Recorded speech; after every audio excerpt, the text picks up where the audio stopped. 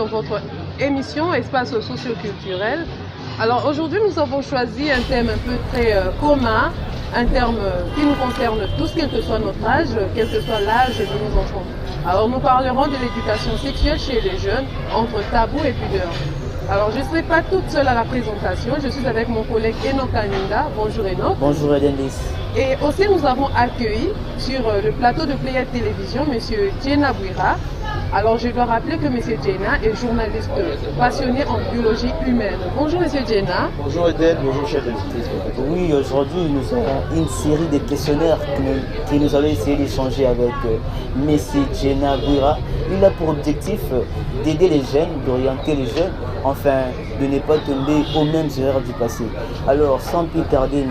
Djena Bouira, les statistiques montrent que la plupart de nos jeunes filles ainsi que les jeunes garçons passent les rapports sexuels avant l'âge de 15 ans. Est-ce que face à cette situation, y a-t-il un moyen pour eux de s'abstenir?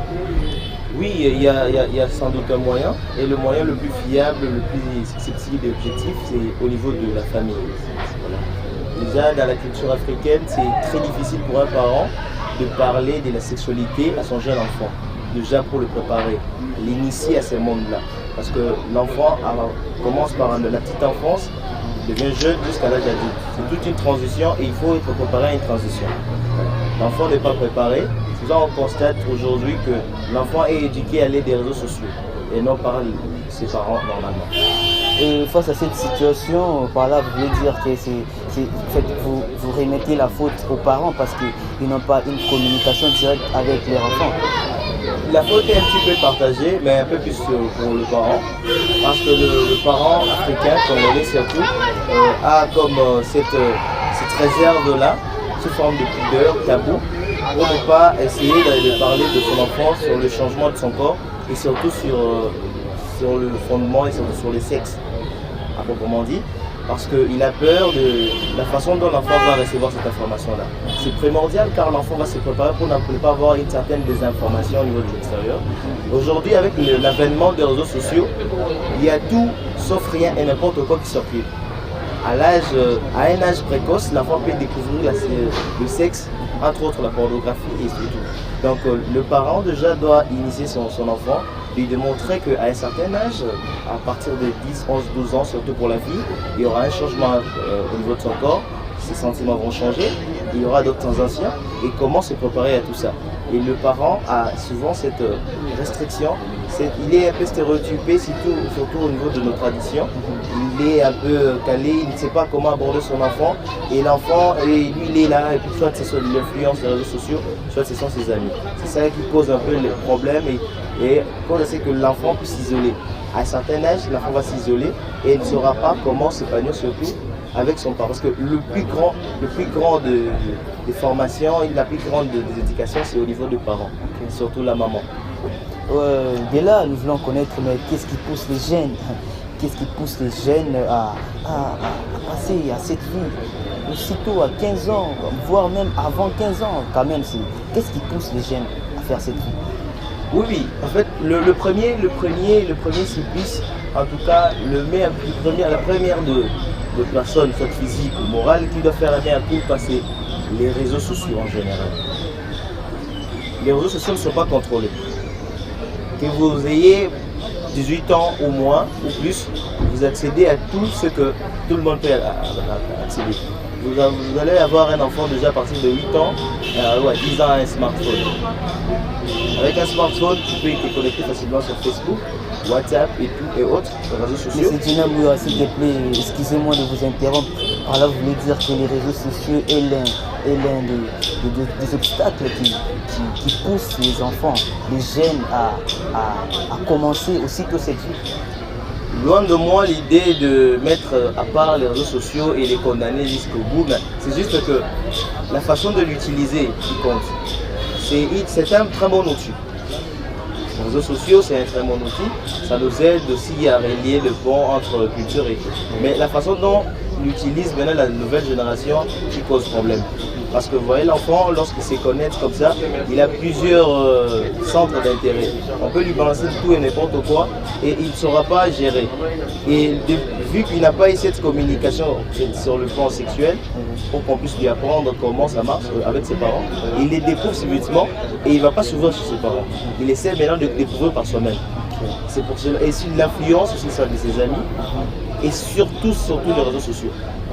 Il ne faut pas écarter directement les réseaux sociaux que c'est pas un bon outil. Oui, ça nous aide, mais ça dépend maintenant de la façon dont cette jeune génération l'utilise. C'est parmi les désavantages dans cette vie.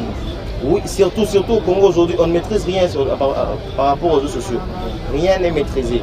Il n'y a aucune restriction pour faire en sorte qu'un enfant de 9 et un de 18 ans, ils ont presque accès à la même chose. Tandis qu'un enfant de 9 ans doit avoir accès à une catégorie de choses qui environnent son âge. Ainsi que celui de 18 ans, c'est comme ça. Ok, ouais, mais pour continuer, nous voulons aussi connaître, en faisant ces pratiques, dans un âge très tôt, je dirais quelles sont les conséquences de la sexualité chez les jeunes garçons ainsi que les jeunes filles. Première conséquence, surtout chez la jeune fille, c'est la grossesse déjà précoce. Elle devient maman à un âge où il ne fallait pas, parce qu'elle va rater sa jeunesse. C'est tout un processus parce que lorsque le début de la puberté est lancé, c'est là où l'enfant devient un peu plus têtu et tout. C'est la découverte de la vie vraiment et la découverte de son corps. Et lorsqu'il s'élance comme ça, si elle, la jeune fille, s'élance déjà dans cette vie-là, surtout si elle n'est pas accompagnée par ses parents et qu'on n'en parle pas souvent dans sa famille, elle va s'isoler et fera tout, peut-être aussi n'importe quoi. C'est tellement qu'elle est isolée, elle est désinformée. Il faut que déjà à partir du foyer, que le parent accompagne leurs enfants en leur éduquant, en leur faisant comprendre que non, ton corps à un certain âge va réagir comme ceci. Pour ça, il faut venir prendre conseil chez nous. Ça va se passer comme ceci. Il faut faire ceci, c'est là. Il est orienté. Et lorsque l'enfant est orienté, ce sera pour lui un bon moyen d'éviter arriver à ces genres de conséquences. Donc, si nous comprenons, c'est par les conseils que tout doit partir. Bien sûr. Donc, déjà, les parents doivent oser. C'est ça le problème. Le parent n'a pas cette faculté-là d'oser, a peur d'en parler parce que déjà lui-même, on ne lui a jamais parlé de ça lorsqu'il avait cet âge-là. Alors, M. Djena, nos très chers téléspectateurs et surtout les parents qui nous suivent aimeraient aussi savoir, est-ce qu'il est vraiment nécessaire ou logique de commencer l'éducation sexuelle chez les enfants de 3, 4 ou 5 ans? Parce qu'à cet âge-là, déjà, les enfants deviennent un peu curieux. Est-ce que les parents peuvent commencer l'éducation sexuelle vers cet âge-là de 4 ou 5 ans? Bon, il ne faut pas précipiter les choses. Avec l'éducation, il y a des étapes. Il y a des étapes à suivre et qu'il ne faut pas brûler.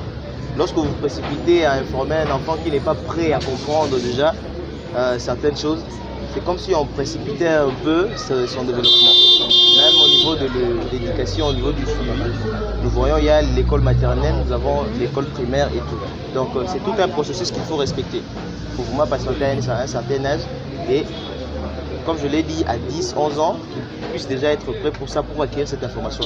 Sinon, ce sera une certaine précocité d'information. Oui, M. Djena, en fait, c'est par rapport au sujet, la question elle est un peu curieuse. Je dirais, quel est l'âge idéal pour faire l'amour la première fois? Suivant le plan biologique, un âge idéal, c'est déjà à partir de l'âge adulte, normalement. C'est déjà le meilleur moyen vraiment de bien aborder sa vie sexuelle, c'est d'attendre le bon moment. Le bon moment, bien sûr, c'est d'avoir un partenaire, bien sûr, que tu connais normalement. On ne fait pas aussi l'amour avec n'importe qui, que tu connais. Et surtout, c'est réservé. C'est pas parce qu'on est jeune qu'on a des sensations, ça ne tue pas. Ça ne tue pas. Il faut attendre vraiment à ce qu'on soit vraiment prêt pour ça. Sinon, une fois lancé dans cette vie, c'est comme un cercle vicieux. Vous y entrez et vous n'y arrivez plus à y ressortir. Donc pour moi, patienter, c'est que le fait vers vous soit donné naturellement. Naturellement, c'est lorsque vous avez un âge où vous pouvez comprendre et contrôler tout ce que vous faites. Parce qu'à un certain âge, surtout à l'adolescence, même quand on se croit adulte, à 18 on est toujours adolescent. Parce qu'un homme ou une femme de 18 ans est toujours adolescent, même à 19 ans. Donc il ne faut pas précipiter les choses, c'est un processus qu'il faut respecter. Et il doit pouvoir comprendre que lorsqu'il s'élance dans cette vie, c'est comme s'il s'est précipité dans un gouffre. C'est difficile d'y ressortir.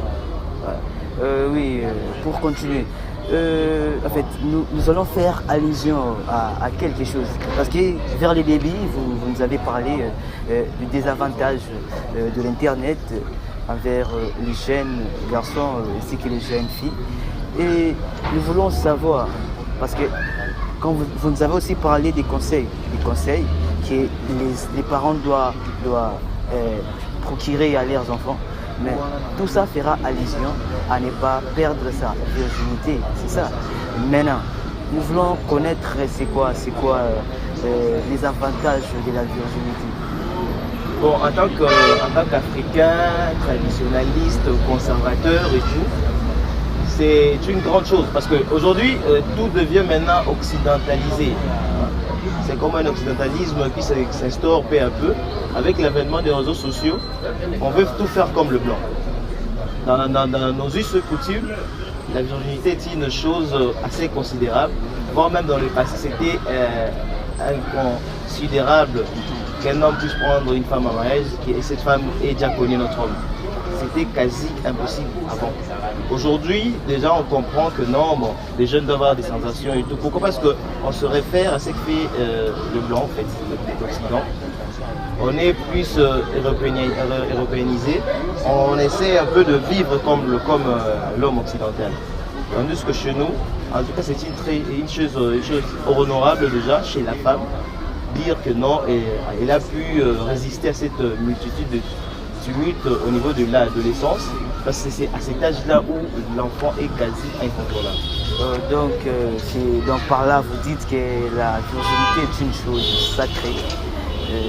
Garder la dignité d'une jeune fille. Et pourquoi vous parlez toujours, est-ce qu'il y a aussi un désavantage à propos de la virginité? Et j'aimerais que vous puissiez aussi parler des hommes parce que nous sommes trop basés sur les femmes. Et pourquoi pas les hommes aussi? Oui. Là dans le cas de l'homme, là on parle de l'homme, le garçon, le jeune garçon. Vous devez nous faire savoir quand même. Bien sûr, là on parle même de la chasteté, oui, bien sûr. Chez nous, comme je le dis, chez nous, en tant qu'Africains, c'est une chose primordiale. Déjà, être vierge et chaste et tout ça. Là, si on se référait trop au niveau de la religion, de la Bible, soit le Coran, mais d'un terme assez biologique, c'est tout à fait normal à un certain âge d'avoir des rapports sexuels. C'est tout à fait normal pour un jeune adolescent et une jeune adolescente d'avoir ces rapports sexuels. Mais normalement, il faut attendre un âge requis. Mais c'est que moi j'ai conseillé aussi à nos jeunes téléspectateurs qui nous suivent d'attendre le moment voulu. Alors c'est possible, vous pouvez avoir une connaissance sur la sexualité tout en ne pratiquant pas. C'est en s'informant surtout sur ça, c'est basé sur les théories, comment savoir son corps, comment se protéger, parce que lorsque votre corps évolue, votre façon de vivre aussi doit changer. Alors, Monsieur Djena, dans tout ce que vous venez de expliquer, est-ce que nos jeunes garçons et filles sont vraiment suffisamment informés sur la sexualité, ont-ils vraiment une bonne éducation sexuelle? Non, généralement non, parce que ça ne commence pas là où ça devrait commencer. Dans la famille, ça ne commence pas déjà là-bas. Même au niveau de milieu scolaire, établissement scolaire, certains professeurs même ont honte d'en parler logiquement et avoir un franc-parler, sans langue de bois à leurs jeunes écoliers. Parce que lorsqu'ils découvrent ce genre d'informations déjà sur les réseaux sociaux, c'est d'une manière brutale. Lorsque je parle d'une manière brutale, c'est de la pornographie. Vous découvrez directement la pratique et des choses souvent insensées pour lui. Et quand il découvre comme ça réveille des sensations chez lui et il voudrait aussi faire la pratique, faire sa propre expérience. Ce qui cause maintenant ces conséquences que nous déplorons souvent dans notre société. Donc ça doit commencer déjà dans la famille. Pourquoi? Parce que lorsque l'enfant est préparé, il connaît les méfaits et le bienfait de ce qui doit lui arriver, il saura comment se maîtriser et surtout comment se préparer à cette vie-là. Ok, merci Monsieur Djena. Et qu'est-ce que vous pouvez conseiller aux parents? Parce que beaucoup pensent que leurs enfants ont déjà suffisamment d'éducation à l'école et ils trouvent aussi comme tabou d'en parler clairement à leurs enfants. Oui. Ça cause un grand problème, surtout en Afrique. Nous avons cette lourdeur-là de parler de sexualité entre les parents et les enfants. C'est une chose tabou, tellement tabou. Et souvent, on pourrait vous taxer comme étant mal éduqué, d'en parler et tout. Alors que c'est une chose assez normale. C'est normal et heureusement qu'aujourd'hui, on constate que les choses s'améliorent au fur et à mesure. Parce qu'avec l'avènement des réseaux sociaux et tout, ça aide aussi à ouvrir les yeux des parents que si d'eux-mêmes ils n'arrivent pas à aviser leurs enfants, ce qui leur prépare, l'enfant risque de se détourner du droit chemin. C'est ça. Et certains parents essayent déjà d'en parler et de conseiller à leurs enfants, ce qui n'était pas le cas dans le temps. L'enfant a été appelé à découvrir les choses lui-même. Chose qui est maintenant en tout cas à féliciter, surtout aussi dans le milieu scolaire, où on appelle même aux parents, même les écoles convoquent les parents pour qu'ils puissent déjà avertir à leurs jeunes adolescents, leur expliquer comment leur corps va changer et comment il faudra se préparer. Et voilà, c'est par là que nous mettons fin à notre émission. Merci beaucoup, M. Djena Bouira, et merci à mon collègue Elan Kanyinda. Alors, un petit rappel pour nos parents qui nous suivent. Les parents aient déjà l'habitude de parler franchement, de manière claire aux enfants dès le bas âge, bien sûr, en tenant compte de leur âge. Et aussi, soyez bien préparés, soyez bien outillés à aborder déjà les sujets avec les enfants, parce que les enfants, en grandissant, deviennent un peu trop curieux sur ces plans. Alors, nos parents, vous devez parler de manière claire aux enfants pour ne pas rater cette éducation familiale. Et voilà, nous mettons fin à notre émission. Merci de nous avoir suivis, très chers téléspectateurs. Et restez branchés sur Pléa Télévision et surtout abonnez-vous massivement. N'oubliez pas d'activer la cloche de notification pour ne rien rater.